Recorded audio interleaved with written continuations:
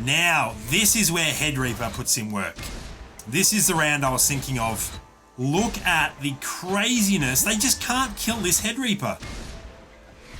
It is unreal that he manages to shred through 5 enemies. 2 of them were 3 stars.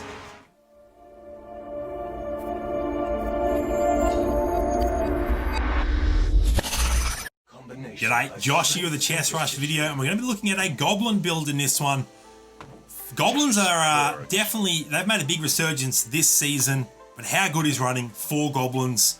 That's going to be the primary core of this build, and then we'll be fleshing that out with some other things as well, and seeing how it matches up against some of the builds that our opponents are running. So, as you can see, don't get a lot of valuable pieces early towards any of the meta builds at the moment.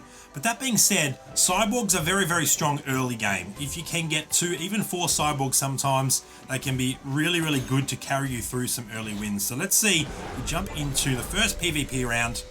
This is what our board is looking like. I will be, I believe, leveling to, there we go, I get all the way through to level 5.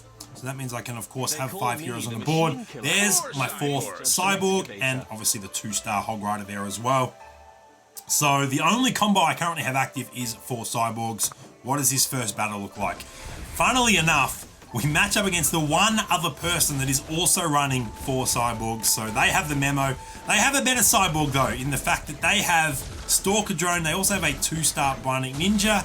So they probably have the better cyborg package at this point in time. But you can see here that we actually end up getting the win. So things work out for us, thankfully. And we have now 4 heroes, 3 heroes up to his Stalker Drone. It's not enough to get the job done, and we get the early win. And we grab ourselves another Hog Rider there. Maybe we can look to 3-star that. Generally speaking, in Turbo specifically, as we find our own 2-star Bionic Ninja, I'm not looking to 3-star 1 and 2 cost heroes unless I get an absolute abundance of them. I will grab them early, but if I need bench space, they'll be the first ones to go. It's much more important to get 4 cost heroes, and even 5 cost if you can, to 3-star. And you'll see that take effect in the late game here. The final battle for the win comes down to a player that's got a lot of 1 and 2 cost 3-stars, and me with a couple of 4 cost 3-stars. And you see the result definitely goes my way. So in Turbo specifically, it's a little bit different in Classic because the game is a little bit longer. You got more time to flesh these things out. But in Turbo, if you do play Turbo, if you enjoy it like I do, you definitely want to be prioritizing levels over 3-star heroes. The only exception to that would be if the entire lobby is slow playing their leveling and just aggressively rolling, then you'll have to kind of match that so you don't just get outpaced in the early game. But if only 1 or 2 people are doing it, you don't have to worry about it. Alright, let's jump into the next battle. So we're still undefeated at this stage. How long can our undefeated streak go for? That's the question at this stage of the game, because getting a nice early lead is all about that win streak, especially in Turbo, because you get those 2 crystals every time you win a round. And we're up to a 3-win streak, which is very, very nice. Obviously, I also have Berserker on the board, so I do have 2 Goblins currently, still rocking those 4 cyborgs as well as we move into round 7. Now, 3, we found our Voodoo Elder, so we've got 3 Goblins. I gave up on the cyborgs at this stage so that I could also run 2 Warlock, 2 Undead, because I also found Misfortune, which is fantastic to find her early. Misfortune is one of the most contested pieces in the game because she does provide both Warlock and Undead, 2 fantastic secondary combos. But unfortunately, that's where our win streak comes to an end. So we do go down to 52 health there. That's fine, it's going to happen. It's very rare that you go perfect throughout a game or even a big chunk of a game. Alright, round 8. Nothing much changed on our board. We've got 2 Punishers as well. Always will grab Punishers if I see them, because if you end up getting a bunch of them, you just end up running a Punisher build that's so strong in the current meta. And too many 2-stars on the other side of the board. So we're definitely not winning this one. And we move straight on to round 9. What do we have in this shop? Nothing that exciting. I am close to being able to level up, and I end up selling the Hog Riders to do exactly that. At this point in time, I'm still looking for Head Reaper as my 4th Goblin. I know that I'm going to be running a 4 Goblin build at this stage, and usually you're pairing that with Hunters Hog Rider being a Goblin Hunter, so I want to get first pick at Kraken and Shakaraka as well. So being ahead on levels is pretty important, and it's more important than trying to 3-star a Hog Rider at this point in the game. So we end up running into a human build. Let's see how we do here. He's got a pretty solid build for this stage, round 9. We don't yet have our 4 goblins, which will make a big difference for us in terms of attack speed. So we do end up going down here as well. And that puts us down under half health. So all of a sudden, moving into round 10 and round 11, we're a little bit precarious in terms of our health total. And we've got a few more 2-stars on the board. And at this point in time, I end up running 3 assassins over the famine as well, so that I can get a little bit more punch out of my Siren and out of my Bionic Ninja. And there is a 2-star Head Reaper. And I'm still figuring out, all right, so there you see it. Like, what's the best play here? Give up on Punishers. Absolutely. Get the 4 Goblins out there. And now I've got even better Assassins in terms of Head Reaper over Bionic Ninja as well. And you can see why I wasn't contesting the 3-star Hog Rider, because I was aware that this player had a 3-star Hog Rider from last round. Might have even been the round before. And so I was just like, well, the level is going to be more important, especially given that all of the Hog Riders this guy's already found means it's less likely that I'm finding them myself. There is enough 1-stars for multiple people to 3-star one, but it just makes it harder to find the right pieces. And I'm definitely, given that we're at level 9, we only have an 18% chance of finding any 1 cost, and to be the right 1 cost is very low. Now that's a great shot for us. Just like that, we have a 2-star Head Reaper. 2 rounds ago we didn't have any Head Reaper.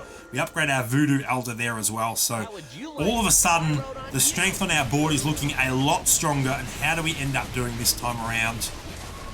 4 Goblins, 3 Assassins. Things go pretty well for us. You see that result there. Overwhelming win. That final Young Frog going down.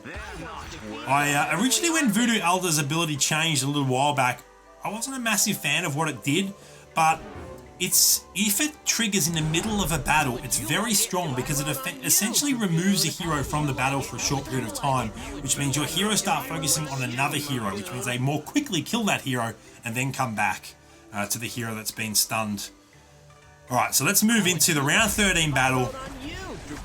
So we're still looking pretty solid. No significant changes to our board. You can see that we haven't gone for a level 10 build at this stage. We are spending all of our crystals trying to stay alive. Given that we went down to under half health so early on, this wasn't going to be a game where I got to level 10 at like round 12, round 13, round 14. I needed to focus on 2-starring my board. That was more important. You need to stay alive to get to level 10. That's the most important thing. We are down to the top 6 players though, so realistically, in any competitive game of Chess Rush you're playing, you just need to make top 4 to earn positive rank points, but we definitely want to make top 1 to earn maximum rank points. You see that we do find ourselves a Kraken there. That gives me 2 Oceanborn, which is very, very good against that Sorcerer build for that magic resistance. There's a 2-star Kraken. That was a fantastic round in terms of finding Kraken. And obviously Kraken is just, as I've touched on in many of my earlier videos, just such a fantastic hero in the current meta. Her ability is very, very strong. And she gets a little bit of a stun off there. I think she actually died before the second half of her ability took a hold. Unfortunately, Assassin's jumping to the back line shredded through her pretty quickly there. And that 3-star Miss Supersonic is a little bit worrying as well. But our Goblins are just doing so much damage. Look at Berserker and Head Reaper in that DPS chart. Absolutely bonkers. Now, round 16. And at some point, there it is. I find the Shark. So I get rid of Nightingale. I don't need 2 Elves in this build. There's no real need for that. So all of a sudden, this build at level 9, keep in mind it's not a level 10 build, 4 Goblins, 3 Oceanborn. 3 Oceanborn gives us 45 magic resist, 3 Hunter, 3 Assassin, 2 Warlock, and 2 Undead. So it's a pretty fun looking build. Traditionally, when you're running 4 Goblins, you're running either 4 Undead or 6 Hunters. I personally don't think you need 4 Undead in most situations. That 2 is enough in the current meta.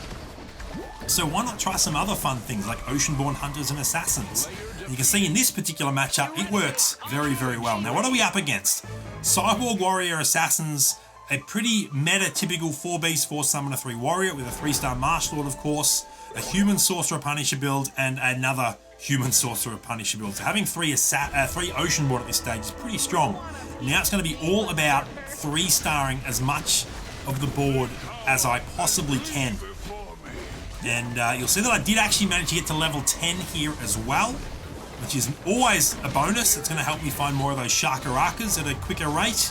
This Martial Lord though, 3-star Martial Lord is not great, especially when my Voodoo Elder just hits a young frog. So we do end up, unfortunately, going down to the army of froglings here.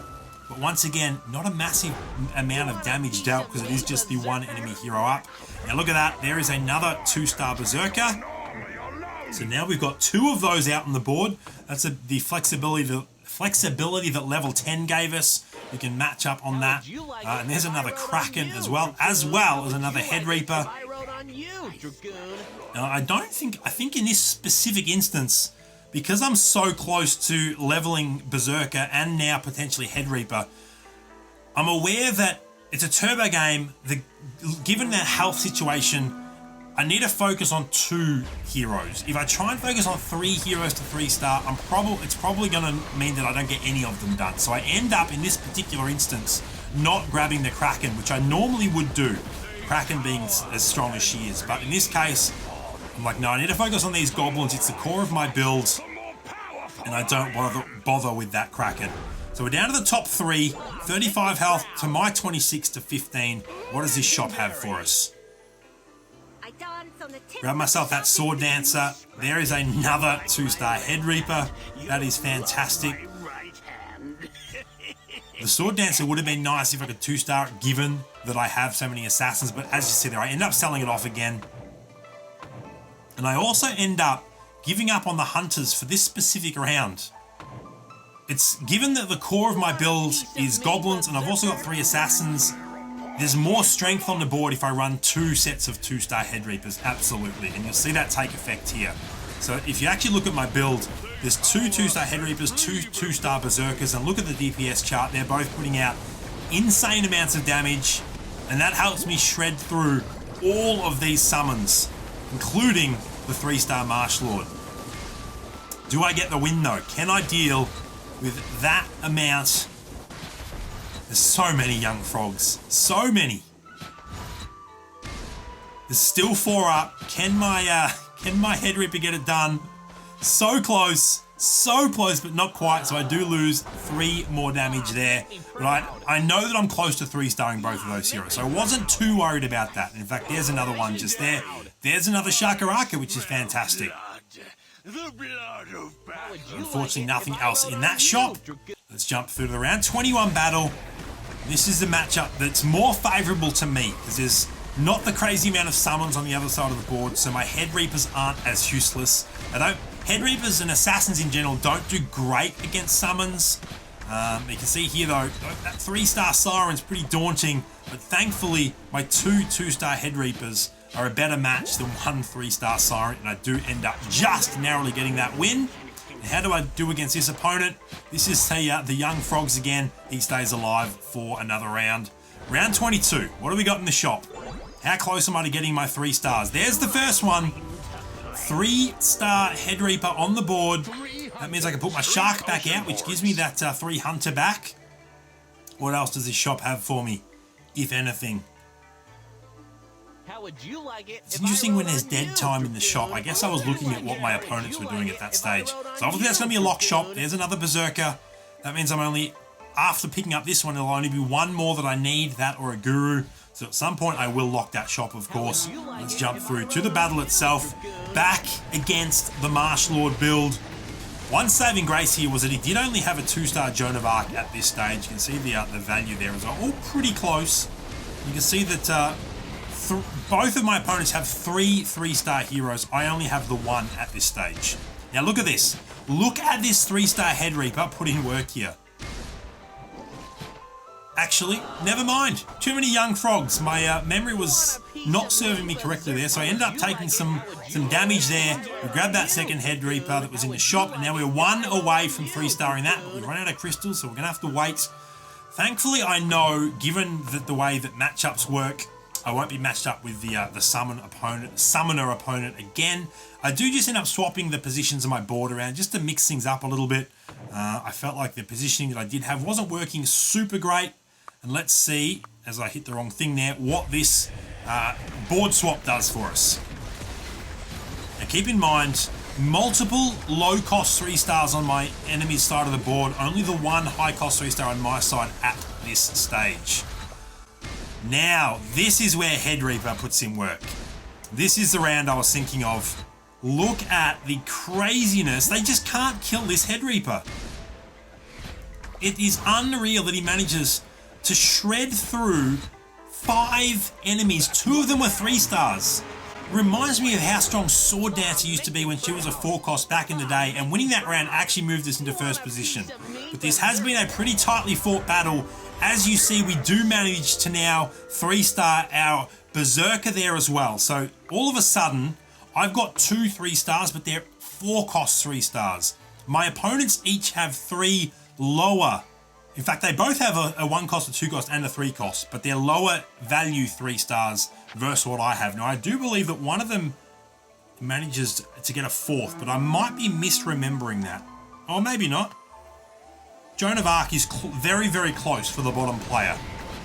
Now, how do we match up against this summoner build that we were struggling with so much now that we have multiple 3-star 4-cost goblins on the board, as well as 2 sharks, and they both go off at very similar times there. You can see much, much better. We do so much more damage, especially with our Head Reaper. 23k damage coming out of him. And just like that, we're down to 2. This is the Hellhound round. Let's move straight into round 26. And I believe that this is where he gets his 3-star Joan of Arc, if memory serves. It'll happen very, very soon, but maybe I'm misremembering. There it is, 3-star Joan of Arc. So our opponent ends this one with 4 3-star heroes. We only have 2, but ours are so much more valuable. And we've got 2 legendaries in our 2 Shakarakas as well. Unfortunately, only 1 goes off there, but the sheer strength of our 3-star goblins is more than enough to overcome one of the strongest meta builds in the game right now, and that is how you get a very solid win with 4 goblins. Let's go back and have a look at it. 4 goblins. Just scroll down a little bit. It's a slightly older one. 4 goblins, 3 Oceanborn, 3 Hunter, 3 Assassins, 2 Warlock, and 2 Undead. Let me know if you've used a build like that before and how you found it in the comments down below. Give this video a thumbs up if you liked it. Don't forget to hit that subscribe button so you don't miss out on any of my future content. And until next time, I'll see you later.